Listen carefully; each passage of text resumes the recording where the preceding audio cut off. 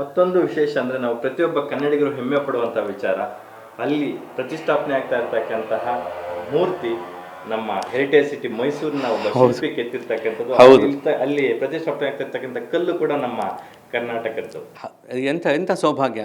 ಆಂಜನೇಯ ಸ್ವಾಮಿ ಹುಟ್ಟಿದ್ದು ಕೂಡ ಕರ್ನಾಟಕದಲ್ಲೇ. ರಾಮನ ಮೂಲ ಪ್ರತಿಮೆ ಅಂದರೆ ರಾಮ ಒಂದು ಶಿಲೆ ರೂಪದಲ್ಲಿ ಹುಟ್ಟಿದ್ದು ಕೂಡ ಕರ್ನಾಟಕದಲ್ಲೇ. ಶಿಲೆಯಾಗಲಿ ಕಲೆಯಾಗಲಿ ರಾಮನೇ.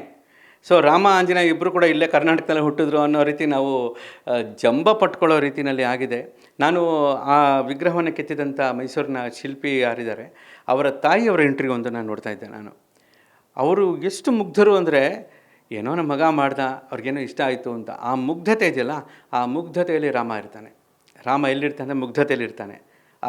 ಅಹಂಭಾವದಲ್ಲಿ ಇರಲ್ಲ ಅವನು. ಅದೆಲ್ಲ ಒಂದೊಂದು ನೋಡ್ತಾ ತನಗೇನು ಬೇಕೋ ಅದನ್ನು ರಾಮ ಮಾಡಿಸ್ಕೋತಾನೆ, ಅವನು ಮಾಡ್ತಾನೆ. Super sir. ನೀವೊಬ್ಬ ಚಿತ್ರ ಸಾಹಿತಿಯಾಗಿ, ಒಬ್ಬ ಸಂಗೀತ ಸಂಯೋಜಕರಾಗಿ ಶ್ರೀರಾಮನಿಗೆ ಒಂದು ಹಾಡನ್ನು ಡೆಡಿಕೇಟ್ ಮಾಡೋದಾದರೆ ಒಂದು 2 ಸಾಲು ಯಾವ ಸಾಂಗನ್ನು ಡೆಡಿಕೇಟ್ ಮಾಡ್ತೀವಿ? ಅಯ್ಯೋ, ನೂರಾರಿದೆ.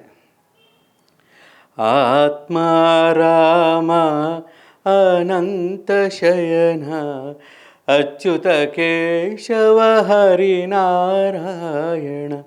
ಆತ್ಮ ರಾಮ ಅನಂತ ಶಯನ.